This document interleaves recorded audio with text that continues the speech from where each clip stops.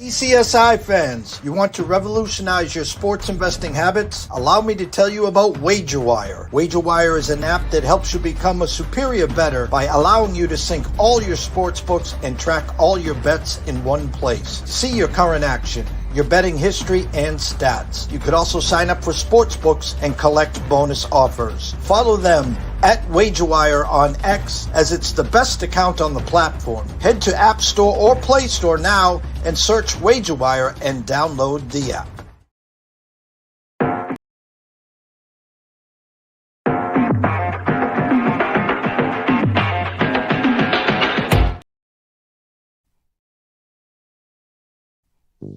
From the ECSI Sports Studios and the #1 sports investors in America,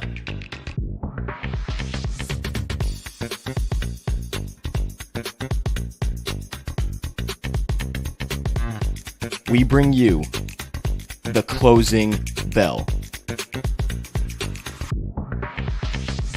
As the market closes, legends Jeff Dawson and Riley Magnuson bring you all the sports investing tips for tonight's matchups. If you want to learn more from the two legends at the desk, make sure you stay tuned to the closing bell.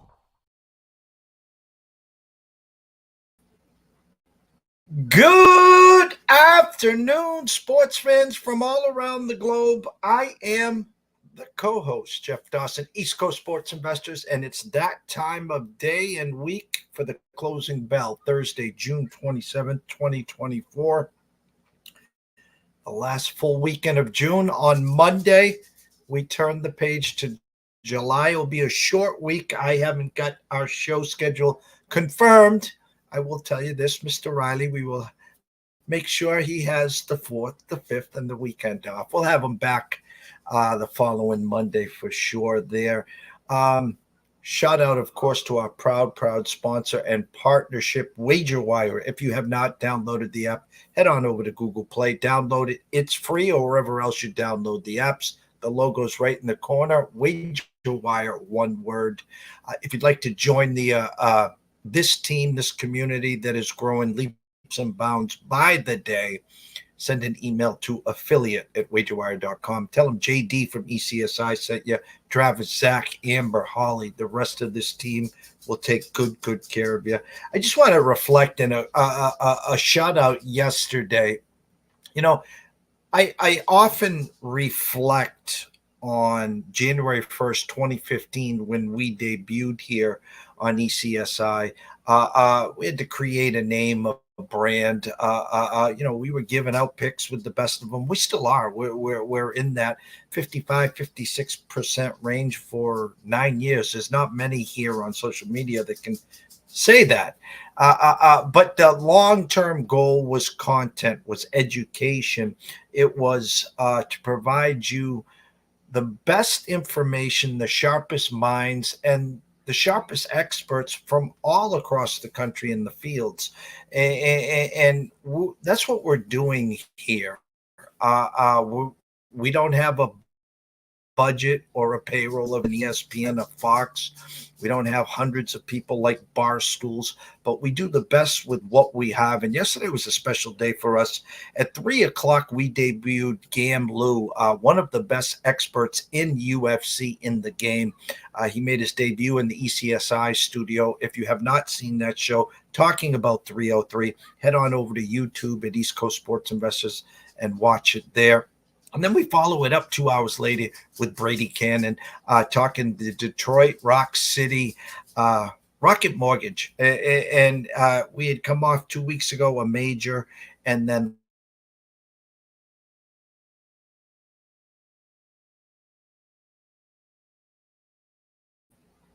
but my point is the expertise and the knowledge, both of these gentlemen, Grissom, Sports Grid, PGA.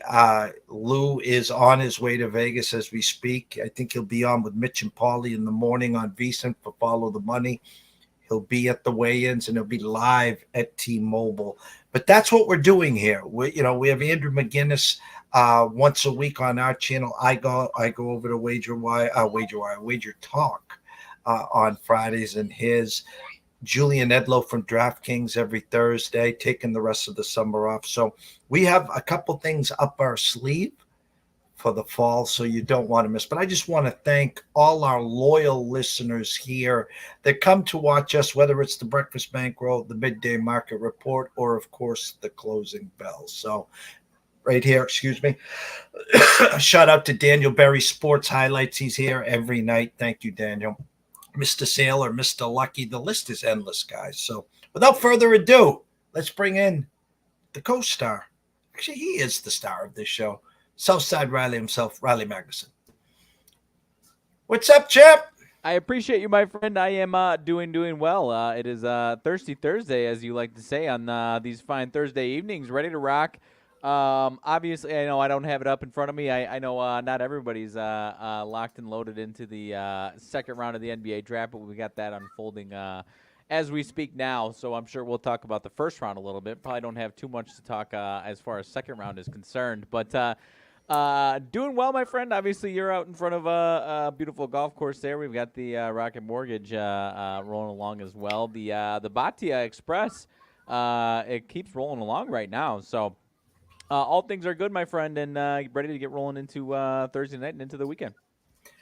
I'm going to start in the NBA, and I've been on the phone a lot today, talking, venting, venom. The NBA is a copycat league, and so now, of course, the Celtics have that bullseye on their back, and everyone in the East is moving around and jockeying and doing the best that they can to dethrone the Celtics. And we know the wild, wild West, and we'll get into that at some point. But my point here is what the NBA has come to.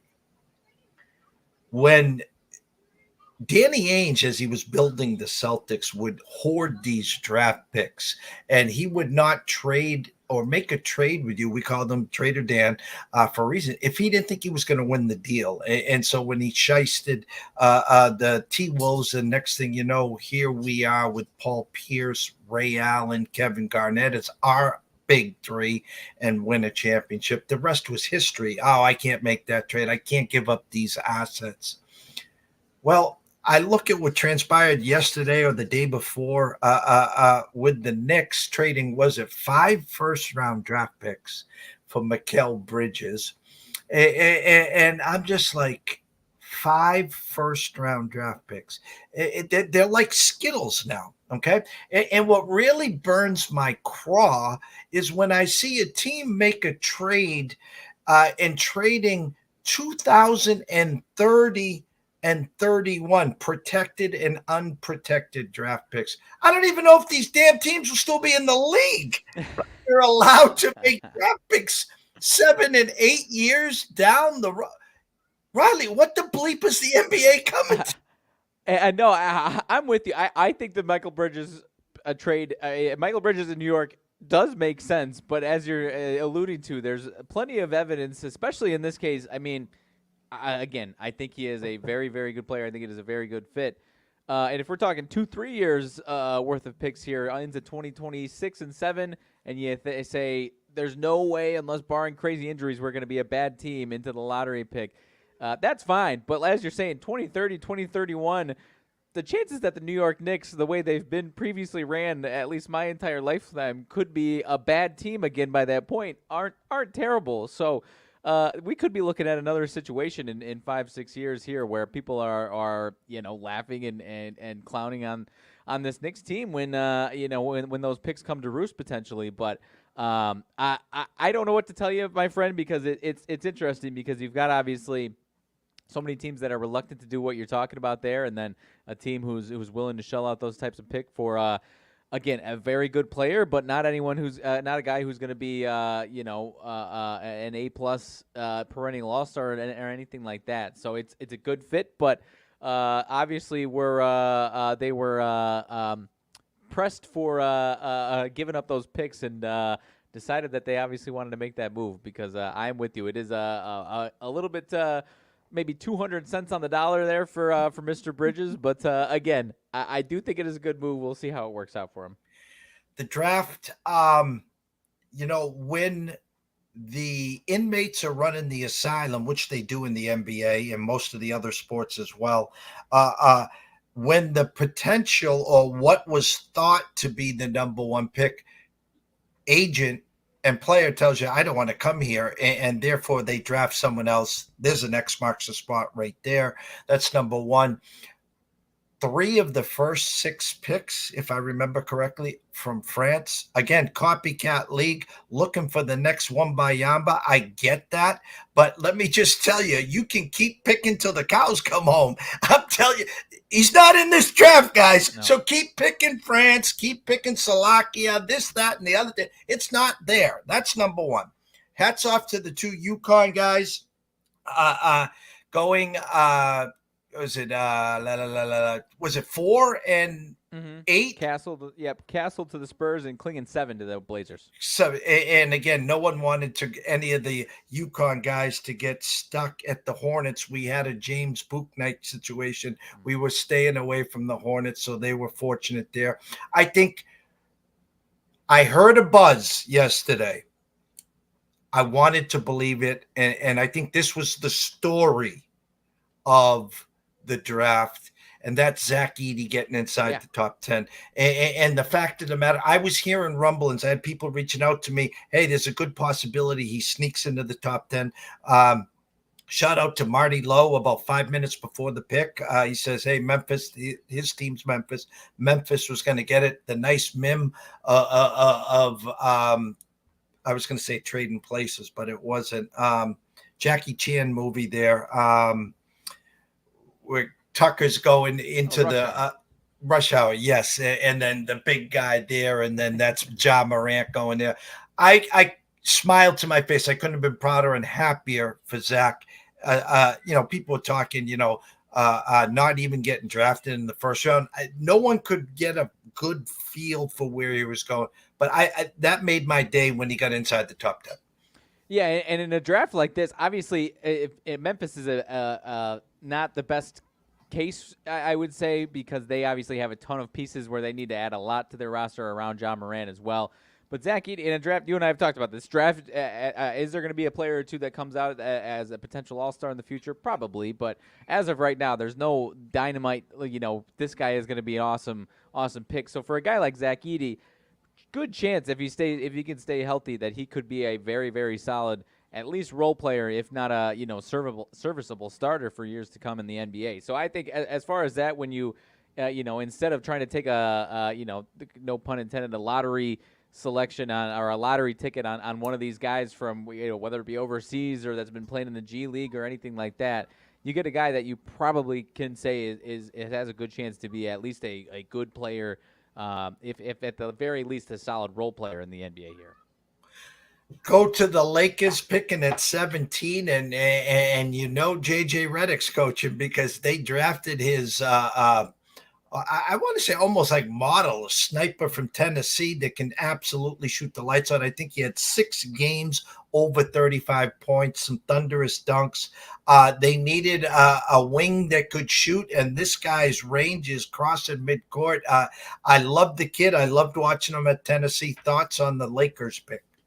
Yeah, no, you said it. I mean, they obviously, I think, have a few things that they'd like to shake up a little bit here going into this upcoming season. Obviously, JJ Redick's going to be at the forefront of those decisions. So I always like Dalton Connect. I think that could be an interesting fit into that team. Again, at the very least, I think that's another guy that you could see being a good, at the very least, a good role player in the NBA. So I'm with it there for sure. Got to give a shout out to I finally wades through all the legal issues, essentially exonerated of all crimes that were put on him. Terrence Shannon goes in the first round out of Illinois there, and former PE student and football player for my brother. So very, very proud of that one there. Hoping he can fit in, and we've had some guys out of Illinois that come in late first, early second that have contributed in the NBA. So hoping he could be another one there. Well, the locals here were hoping he slid a couple more spots because he was definitely on the Celtics radar. It was funny because I'm bad with names. Maybe you can pull it up because I don't think he was drafted in the first round. The UCLA guy, Bona. Yes. We need a rim protector. We need. the kid can play. Is he a project? Sure. He needs some seasoning, but he's a gazelle. He can block the rim, protect the rim. He can dunk like the cows coming home. Yeah. I thought that's where they would go, but of course, the Greenies. We got the steal of a lifetime. Porzingis will probably be out till the All-Star break, of course. Al's just hanging around for the repeat. The kid from Creighton, everyone's saying, how did the rich get richer? Right, and I'm with you on that one. I mean, that's a solid pick. Bona, actually, a few minutes ago, 10, 20 minutes ago, goes to Philly. Okay. So draft's still going on, obviously, but he went to Philly. I know I was talking to a Milwaukee fan that was hoping they might be getting him as well. So earlier today, so he was a popular second round commodity there as far as people watching and paying attention there. But no, I mean again it's not a good showing for the NCAA. Obviously, these 2 days here, and so I'm sure that'll turn around in the future here, but.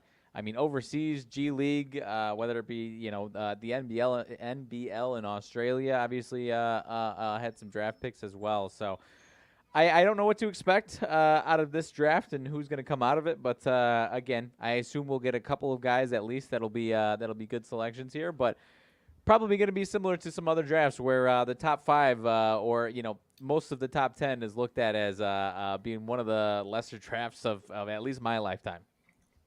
And I'll close with this. The Bronny conspiracy theory.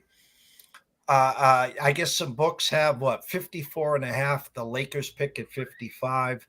The Celtics at 54. And there was someone that came out and says, Celtics draft Bronny and then call up the Lakers and say, hey, LeBron, we got your son here held hostage. Send us Austin Reeves and we'll ship your son over. I have mixed reviews, and I said this to a colleague today, and I'm kind of serious. The Billionaires Club, whether it's football and Jerry Jones, I go back to Kaepernick, I go back to Ray Rice, we go to Trevor Bauer in the MLB. When the email goes out and says no one can pick these guys back up, you don't. And so tongue-in-cheek saying there's an email out that no one can draft Bronny, he's a Laker at 55. Then I started thinking, Riley, and call me crazy here, and Mr. Sailor calls me crazy every day. Lakers need bodies. We know that they're going to change. How about the email, no one can draft Bronny, and he only worked out for Phoenix and the Lakers. At 55, the Lakers draft X, and then, of course, after the draft is over, anyone that was not drafted has the ability, a team reaching out and say, hey, Riley Magnuson, I know you weren't drafted, but we want you to come to the Lakers. How about that conspiracy? No, I think that's a fair point. I mean, again, I don't want to sound like a hater about on Bronny James here because I think he could, he's still very young. He could develop here. I was very much in the camp of he's not anywhere near to being NBA ready. I mean, he's very, very lightweight. He's not strong enough right now. He's got some game. Again, could he develop into being an NBA player, let alone being worthy of being drafted? Obviously can't be drafted again, but you know what I mean. Somebody who would be that type of worthiness in the future for sure. But in my opinion, he was not anywhere near big enough. So there's some other players on this list that are still available here. I mean, we're 10, 11 picks away from being done here. 8, 9 picks away from that pick, and there's still some legitimate guys who are, I mean, some grown men who are ready to step into and be some bodies on an NBA roster. I mean, Kevin McCullough, your guy Cam Spencer. Again, not saying they're necessarily. Whether or not they're targets of the Lakers, I don't know. But, guys that are grown-ass men that are ready to play in the NBA or fight to play in the NBA for what it's worth right now. So I'm with you. Mr. Sailor says crazy like a fox. So I was going to ask you, because obviously I don't have it on right now. I was busy today. So Cam did not get drafted. The other UConn kid get drafted already? There should have been one. You got Cam Spencer and Tristan Newton still on the board. Okay, so neither one have gotten. Dan said, Coach Dan Hurley said that both have been in good talks and good spaces, kind of under the impression they were going to get drafted here in the second round. And Caribbean also came back. I think Caribbean would have been drafted, obviously, by now if he decided to stay.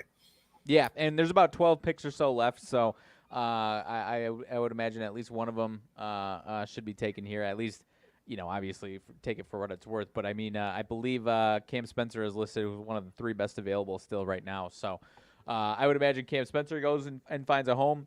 Like I said, there's a handful of guys starting to. I think second round you're going to start to see a lot of these college guys that we know and love from this last couple of years start to go off the board here, and that's kind of been what we've been seeing this round here. I mean, Filipowski goes to Utah, number 2 in the second round. Tyler Kolek out of Marquette goes. Did he go to the Knicks? Who's that? Kolek? Portland. Portland, okay. Yep. So, and then, I guess I'll close with my Bulls pick. Another one, kind of copycat league as far as what you're saying with a guy who's 6'9", 197 pounds.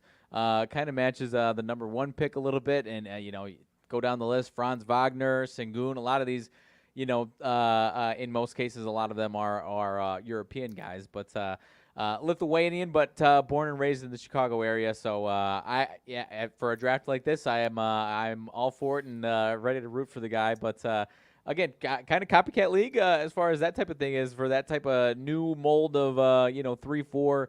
Wing player or, at times in a smaller lineup play the 4 potentially. So not mad at it by any means, but, don't have a ton of knowledge without him coming out of any college for what my money is worth.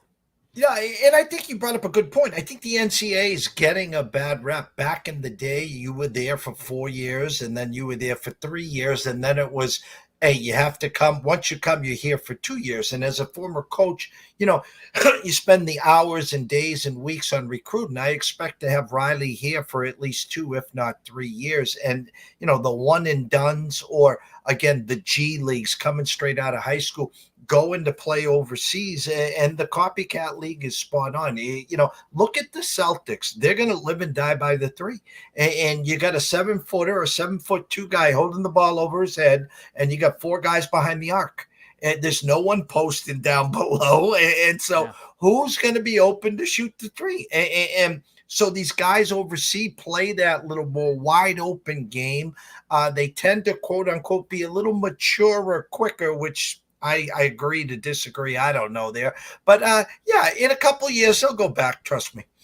Yeah, that's right. He's got the, it's starting to get a little more rare with these 20-year-olds. He's got that good trash-talking gene from what I was reading up on. So a little heart, little feistiness to him is not going to hurt in Chicago there. So rooting for him, obviously. But, we'll have to see here. So that's if we've got any Bronny James or Cam Spencer news, I'll update. I'll cut in and update us the rest of the show here. But other than that, I think we hit it for this draft here. And don't forget, was it Tristan Newton, right? Yeah, I'll cut into with him. Yep. Okay. Quick update on the golf. Again, expect a shootout, a birdie fest, as we like to say it. Brady was talking about that yesterday. This is probably 22, 23, 24 under. Got to obviously stay away from the bogeys, but you got to capitalize and get as many birdies as possible. What's the leaderboard look like now, Riley? Bhatia is he finished, you got Taylor Montgomery, 1 shot behind him with a couple to play. So I guess it's not all said and done as far as who the round 1 leader will be. But Bhatia, 8 under, done for the day. You've got Zach Johnson actually up there as 6 under as well. We've talked about him and a guy who had not been playing well most of this year, but last couple weeks now starting to turn around. Slick Rick, 5 under, turning around. And another guy you and I have talked about that I've been waiting to, now that he's getting healthier, kind of reforming his game back together, Will Zalatoris at 5 under. Both those guys, Ricky and Zalatoris, one left here. I think they're on 18. But other than that, you got Minwoo Lee, who's been playing well. He was a few back here in contention. And then I think the one guy who obviously was one of the favorites, if not the favorite, Tom Kim, not the best day. So I can't. It was Tom Kim, Bhatia, and there was a third guy. I'm drawing a hard blank on who was up at the top of the favorites list. I'm trying to draw that picture. Tom Kim for sure. And that's the thing about sports. Never mind golf.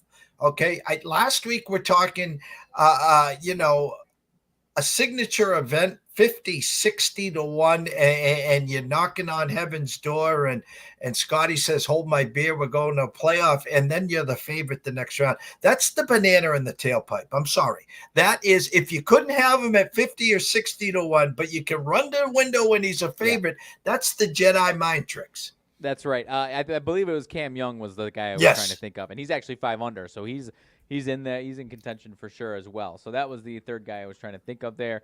And then aside from that, like you said, that is a perfect way to coin it. Is perfect golf analogy for the banana in the tailpipe there. So other than that, nothing else too crazy that I was seeing. There's a Kisner 4 over, a few guys that have been trying to spin the wheels. Chris Kirk, who's had some success in the past 4 under, so curious to see where he goes the next few weeks and into this tournament here. But outside of that, should be a fun one. Obviously, not the most stars, but still enough stars here to keep talking about it this weekend.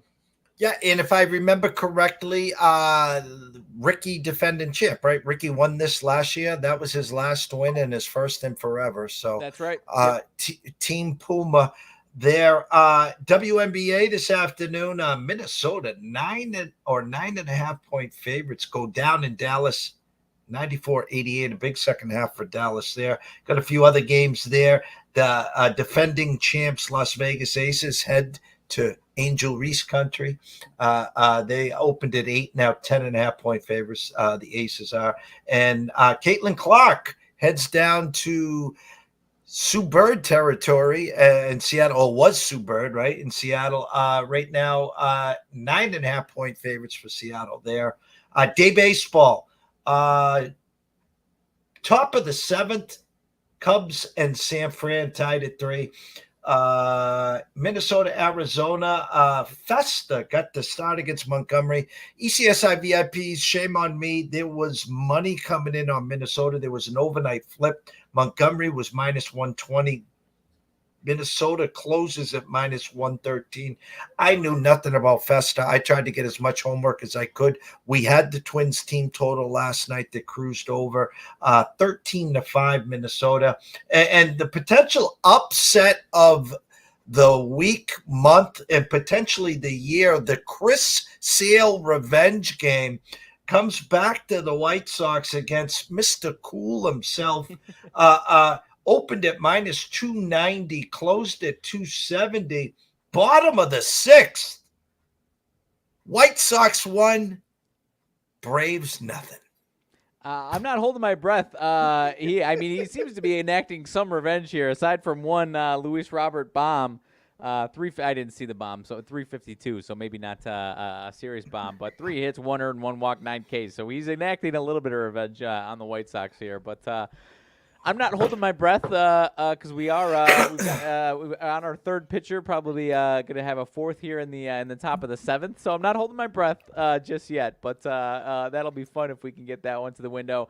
And I said I'd cut in, my friend, 2 updates in the NBA. Denver trading Reggie Jackson. Played close to 20 minutes in the season, but kind of got phased out of the lineup in the playoffs there. Trading him over to Charlotte for 3 second rounds. And your guy, before Cam Spencer, Tristan Newton to number 49, Indiana Pacers. Great pickup by the Pacers. The kid's a player. He's coachable. He listens. Got a national championship under his belt. Good for him there. And Mr. October for all those old timers, Reggie Jackson. I remember back in the day, the 3 homers in the World Series, the batteries getting thrown out in right field and actually left field in Yankee Stadium. It was a bad time back then, but Mr. October gets traded there. So I'm glad. I hope Cam does get drafted. And again, the whole world's on Bronny. He's a Laker. We know that. He only tried out for Phoenix and the Lakers. He only wants to play for those 2 teams. He's a Laker. I'll just be interested if Dad's on the phone calling in the pick at 55 or he just goes undrafted. I'm with you on being undrafted there. So, I don't have too much to add with baseball. I guess I'll give my maybe a little home run prop here. for the evening here in the bases. Going over to Cincinnati and St. Louis. I'll go with De La Cruz, Elia De La Cruz, for my Thursday night bomb here, my friend. Who was that? I apologize. De La Cruz, Cincinnati. And thank you, Mr. Sailor. No, there's nothing but fun and love here. I love the chatter, the chit chat. This is our own little dugout right here. We can talk with the best of them. Good days, bad days. I always say this. Listen, there's 7 days in the week. There's lots of times I'm the fire hydrant 6 days out of the 7. I'm the dog the 1 week.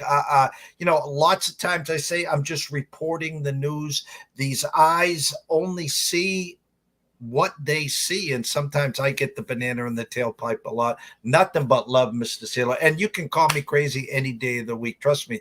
My wife does, my 2 girls do, and my dog, if he could, does. So all is good there. De La Cruz goes deep, huh? Don't love the odds now that I'm looking a little deeper into it. Sometimes I forget to come prepared for a home run prop. So don't be honestly, I don't love the odds on it. It's 5-1 tonight. Well, I'm looking. So a couple numbers don't make sense to me. The Trevor Rogers. I know the Phillies are minus 275 now, 285. I don't like the under over opened at 7.5. It tipped to 8. It was back to 7.5. The Philly team total, they're begging for you to take over 4.5. I mean, they could get this in the first inning with a Schwarber bomb and then a 3-run homer. Very simply here, something smells in Mudville there. Do you think we're getting that kind of decent performance by Rogers tonight? He's the last 3. He's been 4 of the last 5. He's been turning the wheels a little bit. So and he's 2 of the last 3. Couple hits allowed. 4 hits allowed last time over 6 1/3. So I think it's there. I mean, his swing and miss rate isn't that high. So I guess I'd be a little nervous against this Philly team, who could be putting the ball in play. And like you said, the ball could be jumping out of the park if they're putting the bat on the ball here. So I guess I'd be a little nervous, but it does seem like Trevor Rogers could be turning the corner a little bit here. New York, Toronto, Rondon versus Berrios. Berrios tends to pitch better at home. Rondon was rounding into form. I think he had a hiccup one of the last couple starts. An overnight number minus 135 down to 127. You can get the Jays at plus 116. The Jekyll and Hyde Jays, you offensively challenged. They can put some guys on base. They just can't get the clutch hit. And we know the Yankees have been very, you would think the Yankees would be more successful versus lefties, but they're more successful against righties. So I'll give you the chalk of all chalks to start. I'll go with an Aaron Judge homer. You beat me to it, my man. I was about to take back my De La Cruz pick because I'm looking at Judge now. 12 for 29 lifetime against Berrios with 4 bombs and 9 RBIs there. 2-1 odds, my friend. That is a statement there. 2-1 odds. I believe I will be jumping on that one with you there, and not looking back. So I'll take back my De La Cruz bomb, and I'll double down on you on it with you with Aaron Judge there.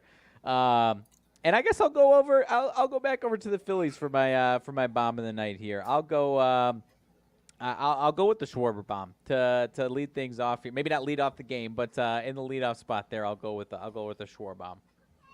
All right, and a good game, I think. Texas, Baltimore, Gray versus Burns. Burns has shown a few chinks in the armor of late.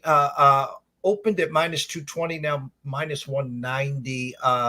Again, the Rangers plus 172, an over-under of 8 to drop to 7.5. I think you're going to get a good performance from Texas. Yesterday, we double-dipped in Baltimore. First time all year I've done this. Run line -1.5, full game at home. They get there late in the eighth, 4-2 winners. Why don't I do more run lines at home? Because you're only guaranteed 24 outs. And if you're batting in the ninth, you're either tied or down. So we don't do that often. I think it was our first one all year. We get there. We got hooked. We did have the Baltimore team total over 4.5, and we got stuck on stupid at 4 there. I'm going to go. So call me crazy again here. Like a fox, as Mr. Saylor says. What are the odds on Mr. Seager going yard tonight? Mr. Seager, where are we at here? 450. He's probably not going yard then. Okay. And then the Jekyll of Hyde team, I don't know how they do it. God bless them. Cleveland at Kansas City, Lively versus Walker. Overnight, the Guardians -115, now -108 against the Waka. If I take Kansas City's team total over, they'll score 1 or 2. If I go against them, it's like George Brett, Mookie Wilson, and Steve Balboni. They'll put up crooked numbers where their eyes close. I don't know how the Guardians are doing it. I'll take a Scotty Webb line. Death by 10,000 paper cuts. They just get guys on base and they move the chains. I'll go one more homer here, and usually when I call him out, he doesn't hit one. Then he'll hit one the next 2 days. But I'm going to go J-Ram tonight. J-Ram, I'm going to try and pull up the odds. I was looking at some of those numbers as well. But no, you're right. I mean, Kansas City is cooling off a little bit. Still think they're, no slouches. J-Ram, Jose Ramirez, 4-1 in Kansas City. Tough ballpark to hit home runs in, though, so that's 4-1 is not a bad number there. And then Josh Naylor, 475, the other slugger in Cleveland's lineup as well there. Salvador Perez, though, plus 285 for a bomb. That one is the favorite of the night, is a Salvador Perez bomb. And he's one of my kryptonites. I swear to God, if I go with the Royals, he'll get up first and second and third, and he'll strike out, ground out. I think it was last year or the year before. That guy, I think it was 2 years ago, he got on that. He caught fire. I think he had hit like 10 homers in like 18 games or something. The guy was hitting homers every other at bat, and just whenever I need him, he's nowhere to be found. And right. But I like where your eyes are there. Good eyes. I like his numbers in June are not good at all. These last 3 games, he's got it coming in with a 3-game hit streak after a rough. I mean, it was even after these 3 games, he's hitting a $167 in June here. So a double yesterday, a home run on Monday. So maybe there's something there with a Salvi there, or at least maybe some extra bases tonight for him. And the last game, Blackjack, Jack Flaherty, Detroit at Anaheim. D. Daniel don't know much about him. Overnight number, Blackjack -170. Now the current line at Circa. Good afternoon, Mr. Benson, Mr. Metcalf, and Mr. Stevens. Currently -143, +131 for the Angels. So corrected number there. Blackjack starting to leak some oil. Had some flashes. He's leaking some oil. An over-under of 8, now 8.5. I'm going to go my dog of the day, the Angels. And if you like the Angels today, take a look at them again at the first 5. I don't trust their back end there. And who can I say there? Angels. Give me the numbers on the top 2 or 3 for the Angels and the home run props. For the Angels, I don't see a Tigers lineup posted, so maybe they've got never mind. Okay, so we've got this app doesn't list it out in order here. You've got Riley Green, 330, Miguel Sano, 320.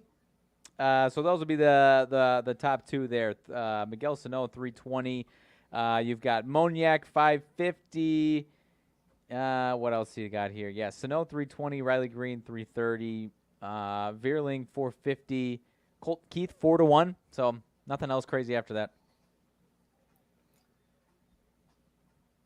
This is the pizza money of all pizza money. We're going to take Colt Keith at 4-1. How's that? Colt Keith, I don't see him. They got him on the odds there. Maybe this isn't updated. I don't see him in the projected or the lineup that I've got on ESPN though for his. No. Oh, I'm sorry. I was looking at the I don't see a lineup posted at all, so I assume he's in there. But Okay. yeah, okay. I don't even see a lineup at all. So it That's could the be late Randy. night special. So tomorrow is Friday, 11 a.m. I will be a guest on Wager Talk with Andrew McGinnis. We'll talk some CFL, some MLB. 2:30, the NCAA Insiders, Matt Grissom, Q Millie, the last show of the baseball season. They'll take the rest of the summer off. They'll be back in the fall with some SEC college football and some big game reports there. And then me and Riley will be back 4:30, 5 o'clock or whatever on Friday for the closing bell, of course. And then at 6:15, Scotty Webb, his MLB top plays, will be back to round us off. Closing thoughts, sir. Closing thoughts, nothing too crazy. I am ready to rock for some good golf and UFC this weekend, as well as obviously baseball. I know you had Gamlu on yesterday.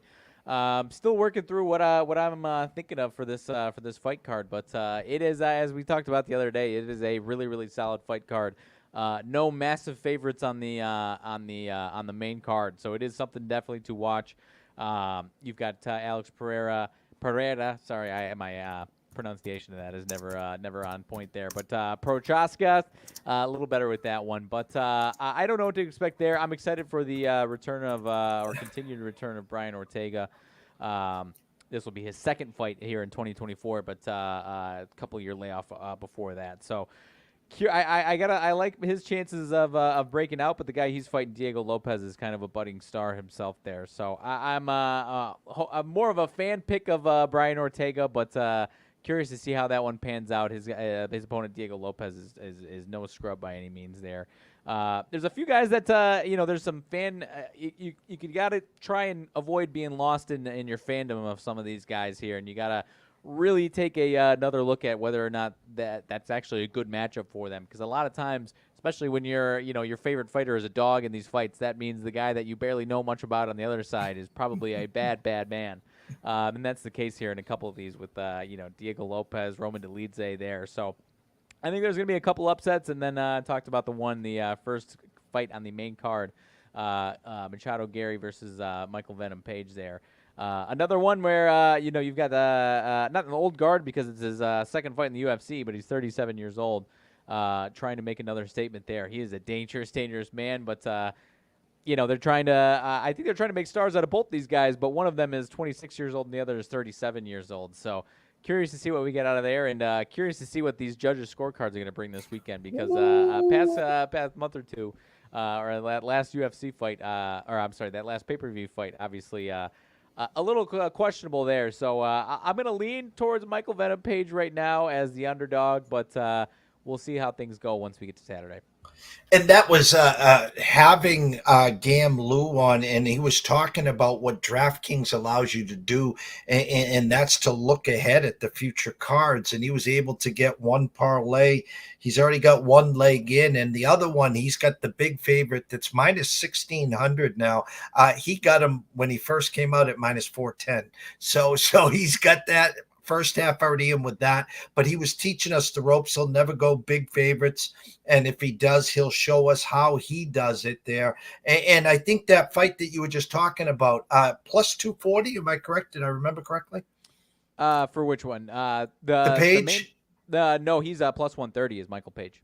Michael Page, okay. And then there was another, maybe it was one of the first preliminaries. He liked the dog at plus 240 there. So your homework assignment tonight is you'll be wrapping up the show with the UFC, and you'll give everyone a couple leans and what your eyes are seeing. And that's your homework assignment for the night. How's that? I'll take it on, my friend. Yeah, the only one I could say for certain, and it's a fan pick, but it's more of a believing the hell out of this guy. I've been loving what I see him. The very first fight of the night, he's minus 245. So again, gonna have to get creative of how I want to get in there. But Ricky Simon is a guy that I've been following as pretty much living in the prelims. He's had a couple of tried to elevate these last couple, and he's taken a couple losses. So back down a little bit with his competition, and I'm gonna try and figure out how to get into that one. But always a big fan of Ricky Simon there. I can't wait. And for me, closing thoughts, have some fun. We are really coming up to the dog days of summer. And for someone that lives on Cape Cod, I think I say this pretty damn well. And here's what I say is, for the people that follow us on a day-to-day, week-to-week, month-to-month, year-to-year, we preach long-term. And there's times where, hey, you need a break. We get that, okay? But the mental process is, it's summertime, the NBA's over, the NHL's over, and now here we are stuck with baseball, and in 10 days it will be the All-Star break. So now the wife or the girlfriend comes up to you and goes, hey, hon, the kids are out of school. One's got soccer camp. One's got field hockey camp. We got the cottage on the Cape. Can you do us a favor and shut it down for 6 weeks till football? Now the husband or boyfriend comes across looking like the hero. You know what, hon? I'm going to do that just for you. But the real fallacy that cracks me up is the people that wave the white flag and stop at the All-Star break because they got their ass handed to them in baseball. There's no basketball. There's no hockey. And here's the lie of all lies. I'm taking the next 6 weeks off because football's starting up at the end of August and September, and I'm going to crush them. That's bullshit, okay? Because the billion-dollar casinos and resorts are built on Quicksand Sunday or NFL Sundays, okay? So if you want to take a break because you need a break, you want to take a break to be a hero, do it. But just don't lie and say, look yourself in the mirror and say, I'm going to kill them in football this year like I do every year, and you don't even make it to Halloween, never mind Thanksgiving. So it's a lie. There, I vented. Thank you, Riley. Of course. No, I can't add anything to it, my friend. I am ready for some Thursday night action here, and again, into the weekend. Can't wait for the UFC and golf we got going on. Shout out to Mr. Saylor, Mr. Berry at Sports Highlights. Shout out to WagerWire, as always, the community. Thank you, guys. It's Thirsty Thursday. Have a couple cold ones on ECSI, and as I always say in our write-up on Thursdays, don't forget to pass the apps, okay? From myself, Jeff Dawson at EC Sports Investor, one and only Riley Magnuson at Riley_Magnuson, the one. We wish everyone a blessed evening. Have some fun. Cash a few tickets. What? Cam Spencer, number 53 to the Memphis Grizzlies. Damn, I wonder if Brad would have taken him next pick. I don't think he would have. I don't think he needed him. All right, we're in. All right, we got them all. Now it's how many picks are left? 6?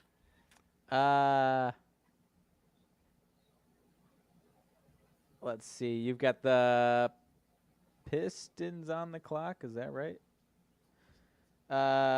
6 picks. Yeah. Well, actually, so 53. So they must have traded into 53, Memphis, I think.